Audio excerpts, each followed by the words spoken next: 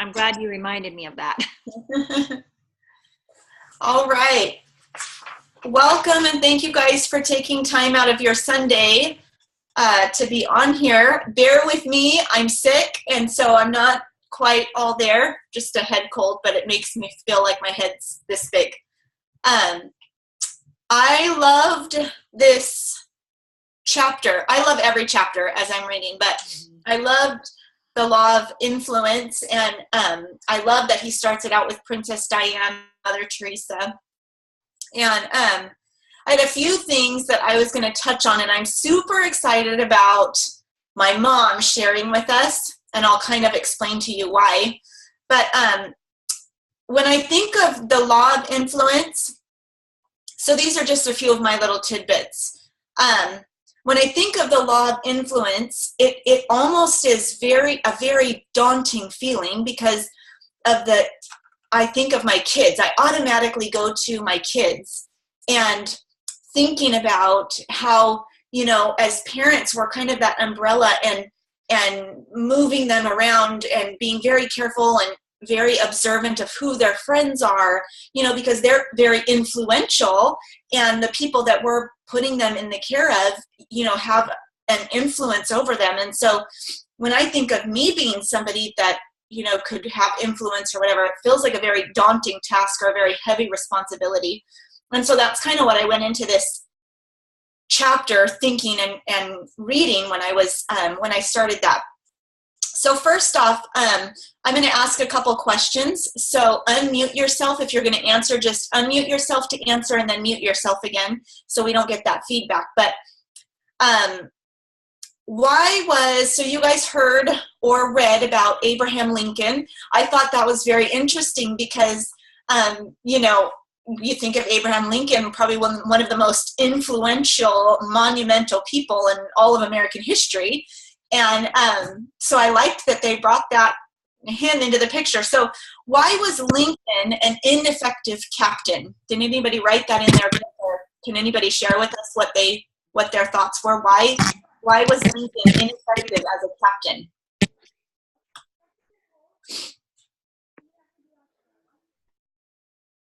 Anyone?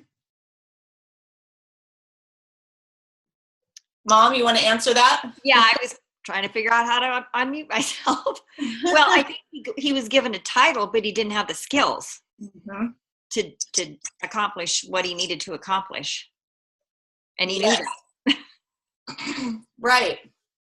Yeah, he had a title, and so going back to the Princess Diana thing and his example that Princess Diana, because she had some of us are just born with that instinct to influence, or that instinctive influence on people, and that was something Princess Diana had. So once she got that title of princess, a lot of people wanted to say it was because of her name that she held, such influence over people.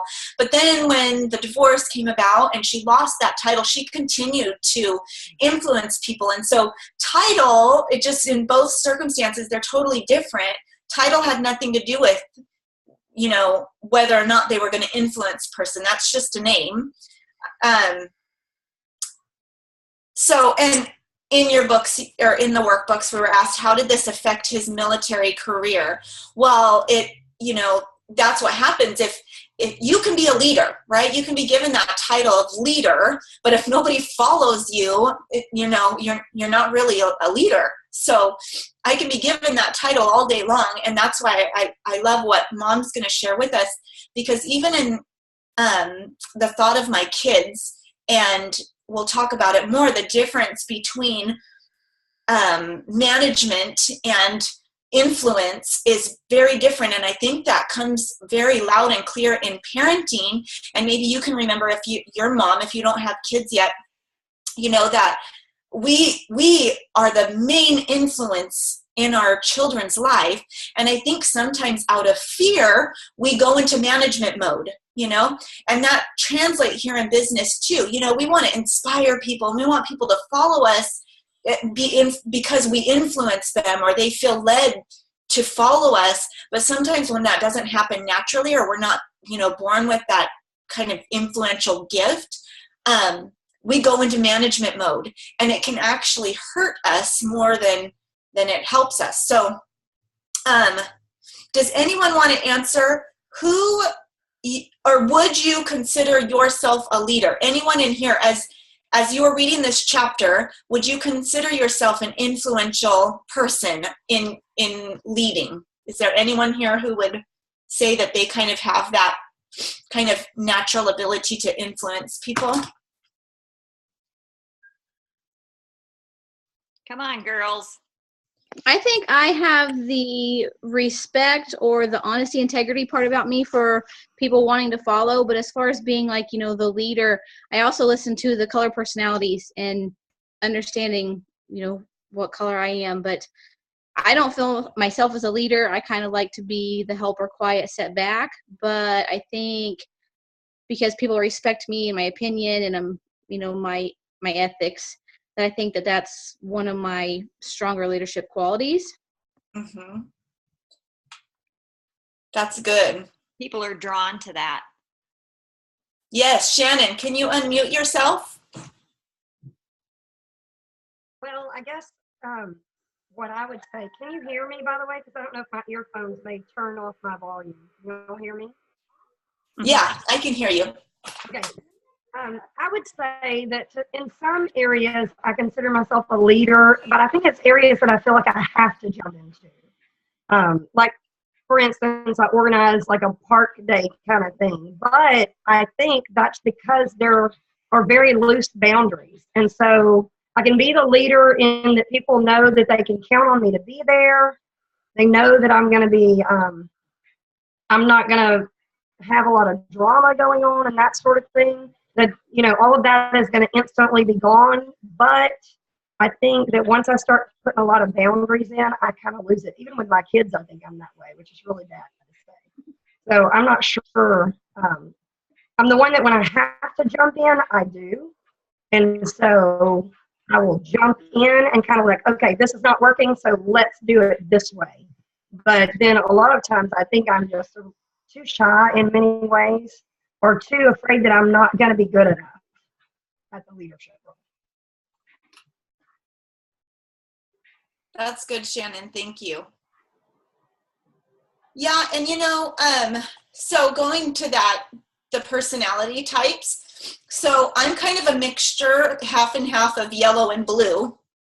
So my blue comes in kind of holding that, I don't even know if you'd call it influence, but if I say I'm going to do something at my house, have farm day or a party or, whatever, we never are lacking anybody. Everyone shows up, But then because my leadership lid, that now I'm kind of understanding how everything goes together, my lid is, I need to raise it. But since it's, so low, I get everybody here. No problem, they all come, but then I'm like, okay, all chaos kind of breaks loose because I don't know what to do at that point. I'm like, oh, let's just party, but that doesn't always work, and it absolutely doesn't work in a business, in a business setting.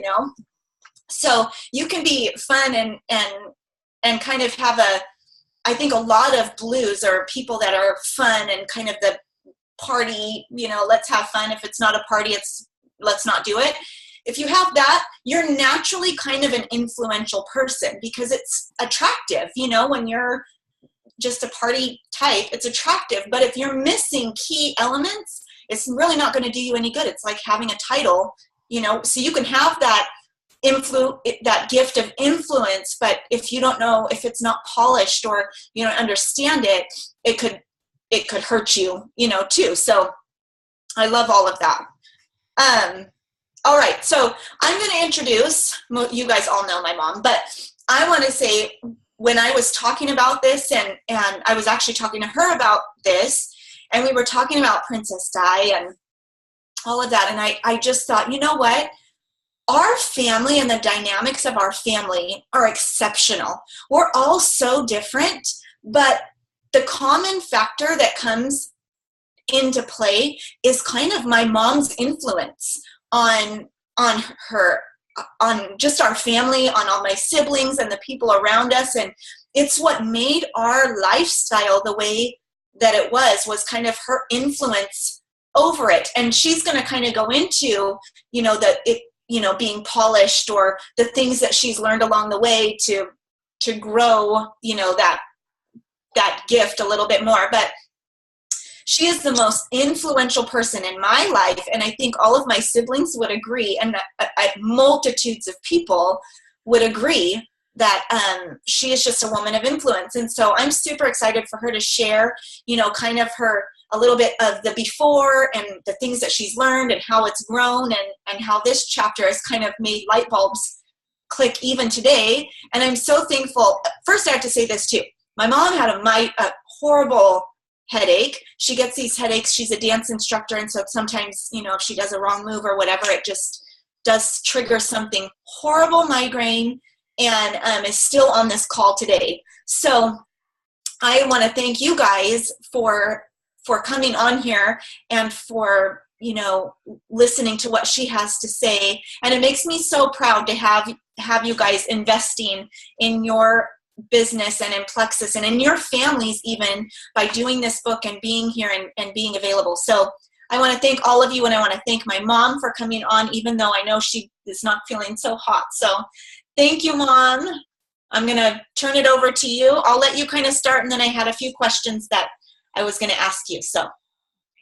Well, thank you, and I do feel lots better. But Rossi and I were talking about this whole thing of influence, and I said to her, I think I have the gift of influence because I have like 63 level ones. But then as I got to thinking about it, I've got a lot of attrition in those 63 level ones that I have. And so, the law of influence is a whole lot broader than just gathering in a bunch of people. And so I'm, kind of learning about that. And as we were talking about when the kids are growing up, I was the homeschooling mom. I knew nothing about homeschooling. So I was giving the title homeschooling mom, but I didn't have the skills to do it. And so therefore, out of fear, and I think we do this in our organizations and in our families and all of that, out of fear, I was like, I call myself a Nazi mom. I was a Hitler. I made my kids do this, and I made my kids mind, and I made my kids, even pounded the wall once. I hate to say that, but and the fear that I had was, what are people going to think? I was in a small town where homeschooling wasn't, well, my grandmother was a homesteading teacher. My parents went to school there. I went to school there. And now I have the nerve to pull my kids out and think I can homeschool them. Well, there was a huge risk of failure there. And so I wanted my kids to just mind me and do what I said and not make me look stupid and all that kind of thing. But, which reminds me of Abraham Lincoln. He got this title and then he didn't have the skills to do it. So I learned eventually. And I also have to attribute the grace of God for the way my kids are, because a lot of things, I might be a person of influence, but that doesn't mean that bad things didn't come into my life. That didn't mean that I didn't do some, things that weren't that great or whatever, but the grace of God helped me to grow through that. And I think one of the things about being a person of influence is not having pride, not being afraid to fail, not being afraid to admit that maybe you don't have it all together, not being afraid to follow your daughter. I'm supposed to be her mentor. I'm supposed to be the one that leads her, but she's got some gifts that are stronger than mine. And so I'm learning from her and following her. But and then in the corporate world, or managing family Christian stores, I learned there, and I think this is a John Maxwell quote, that I wanted to be a leader that people followed because they wanted to, not because they had to. And I could teach them certain things, but I wanted them to follow me. I wanted to build them up. I wanted them to be in an environment where learning is, where they feel safe, where they're not going to be ridiculed if they make mistakes, or there's no such thing as a dumb question, that kind of thing. So I've always strived to be somebody that people would follow because they want to. And relationships are huge, because like Samantha said, people learn about you. They learn to trust you. They learn to believe in you. And your belief is a huge thing too. Do you believe in yourself? Do you believe in what you're doing? Do you believe in your products? Do you believe in your family? Do you believe in homeschooling? So many things have to do with your belief. So, but relationships are a big thing. And like Rossi said, influence is this much. What you do with that influence is this much.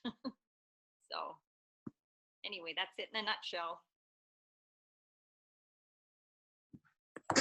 I had to unmute myself. A couple things. Sorry, I have my notes in my phone. So do you kind of answered this, I think, but can you give us an example of management versus influence, or when you went into management mode, whether it's in, back in the day when you were homeschooling us or whatever, or now, can you give any examples of that difference? Well, I think what I talked about as far as homeschooling and, making your kids do things rather than create an environment where they want to learn, where they hunger to learn, where it's exciting and that kind of thing. That's a big thing. And then as far as when I managed a store at Family Christian Stores, I remember I was an assistant manager, and a manager came in, and this manager was very domineering and very much of he made us do things. He was that type of a leader. Well, some incidences had happened, and he tried to blame, I call them kids because they were kids underneath of me, that he tried to blame them for some things that had happened. And I knew that those kids had worked very, very hard. And so he was the domineering one.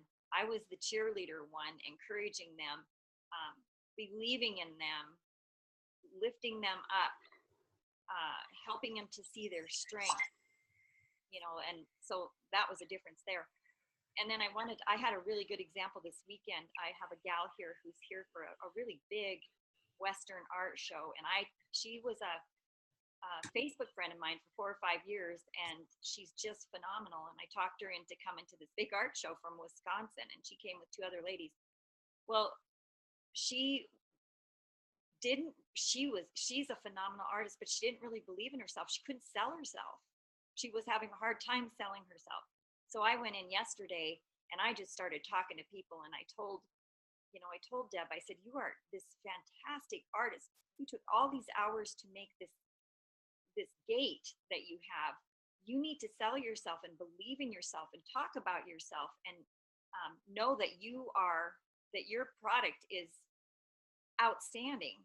And so she hadn't sold anything yesterday. Well, yeah, she did sell a couple of things yesterday, and she made these beautiful gates. I don't know if you saw them on my Facebook page, but she ended up selling those. And I think a lot of it is because she started to speak, like she believed in herself, and that makes a huge difference. People trust you. They're like, okay, you made these gates like this and this and this. And so that was a really good example this weekend of how I might have had a little bit of influence on her and her belief in herself, to where she could go out and, and that's the difference. That's the difference between pounding things into people's heads and helping them believe.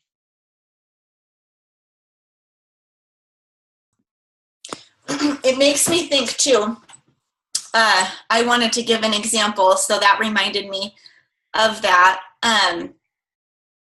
That kind of, how well do you influence? Going back to our kids, we can either, how are we influencing people? Because you can do good things with your influence, and you can do very bad things with your influence. But how well do you influence? So we have a one-room schoolhouse, that we used to do, and now we just kind of call it farm day, and everybody comes here and we do farm stuff. Well, once a month or so, we meet for our farm day. And so there was this one day in particular, and we had just started, and I had just moved back, and this is when we were calling it one-room schoolhouse. Well, lots of people came. We probably had 100 people here in my little double wide trailer, right?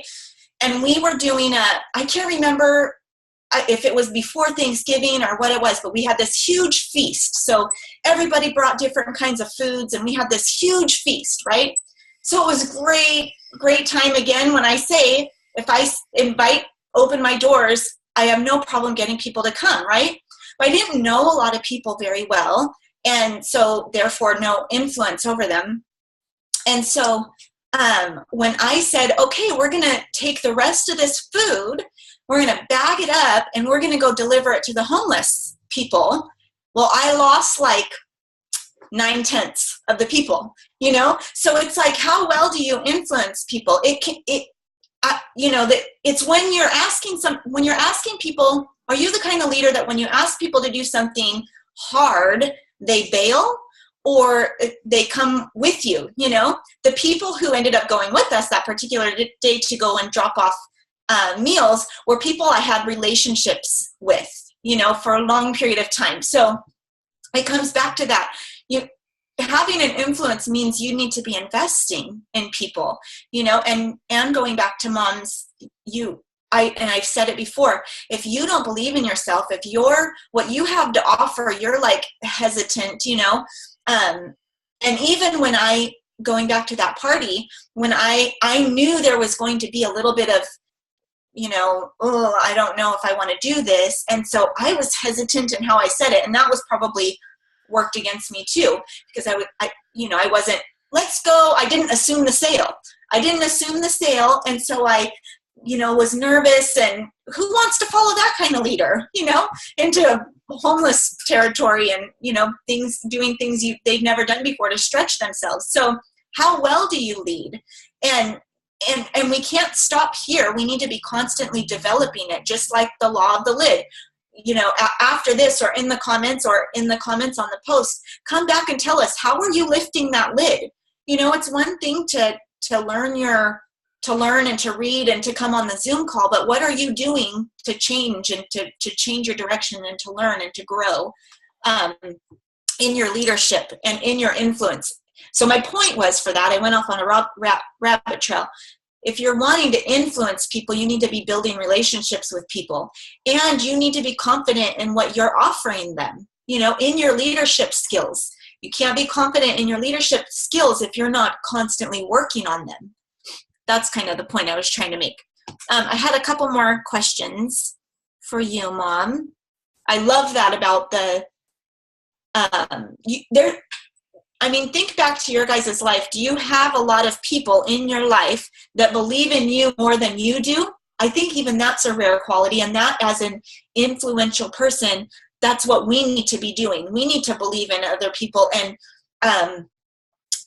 infuse our belief into our downlines or our kids, or, you know, whatever. That I do it with my kids all the time. You know, they don't think they can do something. Get up, you can do it. You know, we're their cheerleader. We're infusing belief into them. But that's kind of rare nowadays. I don't have a lot of people. I have very few people who believe in me more than I believe in myself. And that's a quality of an influential person. And that's why, Mom, you had that ability to infuse that belief into her. When she didn't have it, it was enough that you had it, you know? Let's see. Well, let me say another thing. You know, when she knew that she could create these things, but she didn't believe in herself enough to close the sale. And I think that's something that I know I struggled with, is closing the sale. You know, I have people that believe and they trust in me, but why do they need this? Why do they, you know, need the product, say Plexus or whatever, or what I have to offer? Why do they need that? I need to believe in that too. Yes. Yep. That's so good. Okay. Then another thing I wanted to, and going back to parenting is kind of the perfect way to say this, and kind of going back to that, the difference between management and influence. I think a lot of times dictatorship comes into play, not always with an ugly or a dark kind of spirit behind it, but more out of fear. You know, when I think of my kids, I go into, I want to inspire my kids. I want them to follow me because I'm influencing them, not because they fear me or they fear a consequence or, you know, all of that. But I know that I slip into that kind of management or dictatorship when I have a fear. And even I notice myself doing it in the business, in Plexus and with my team. I'm fearful, or I get fearful that everybody's going to kind of fall off or they're going to quit or whatever. And so you go into management mode and I'm going to fix things, you know, that fixing things instead of inspiring and me growing as a leader so that I can have more influence, you know. It really, when we let ourselves slip into that management, I mean, management is necessary. But when we slip into that management mode out of fear, we're actually doing a disservice because we are stunting our growth as an influential leader. So we need to be very careful in balancing that and get our horses in the right order, our ducks in the right row where we're influencing, therefore we can manage, you know, and not managing because we will have no influence. Okay, Mom, do you have some ways, because I know you've grown a lot and have learned a lot in influencing people. Do you have a few ways or maybe things that we could do to stretch ourselves and to become more influential people, or things that you do that you think are beneficial? Well, I know one of the key things for me is to admit my fears, admit my weaknesses, and then grow, and then celebrate the fact that I'm 57 years old. Celebrate the fact that I have the rest of my life to grow and learn and fine tune. Homeschooling, as long as I stayed one page ahead of you kids, you guys thought I was kind of smart, you know. And then also, as your team grows, it gets hard to do this. But in my family with my kids, you know, to look at the different gifts that they had. Ricky was a singer. Katie loved animals.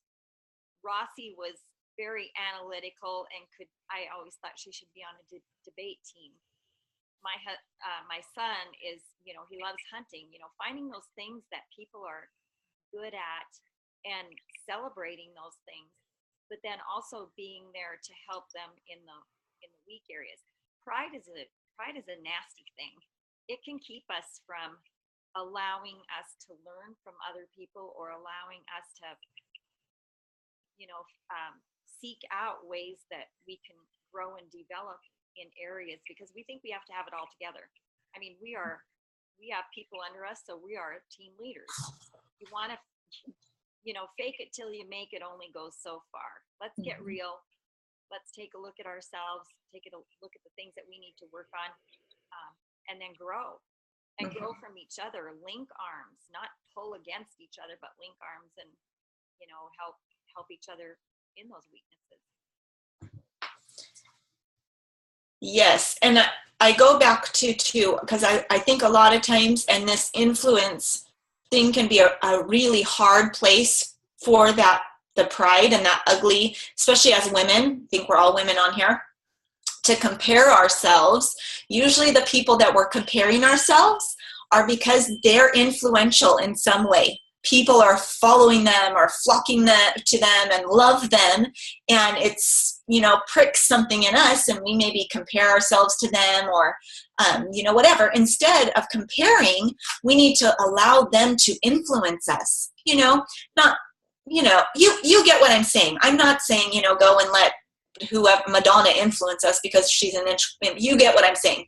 The people that have some good quality and they're influencing people, you know, it would be hard if we're comparing ourselves to, you know, Ashley or Rhonda or Bridget or Bethany or whoever. If we're comparing ourselves to them, it stunts our growth, when really we should look at them and allow them to influence us. what do they have? What is it that they possess that they're influencing people, and turning that around and learning from that and trying to better ourselves by looking at those things that are making them an influential person, So flipping that comparison, because I think this is one of those main things. And when I think about why we compare ourselves to other people, it's usually that.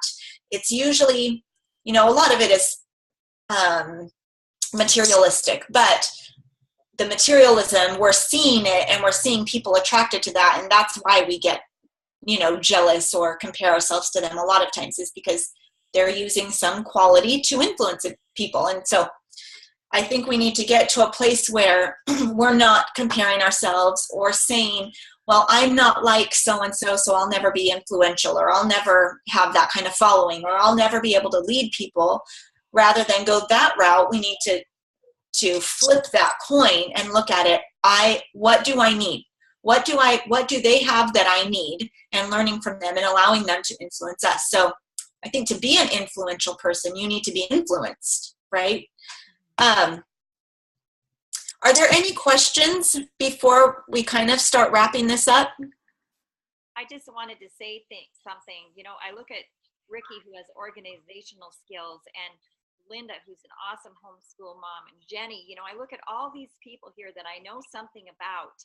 Ruth Ann, she is a great person of influence.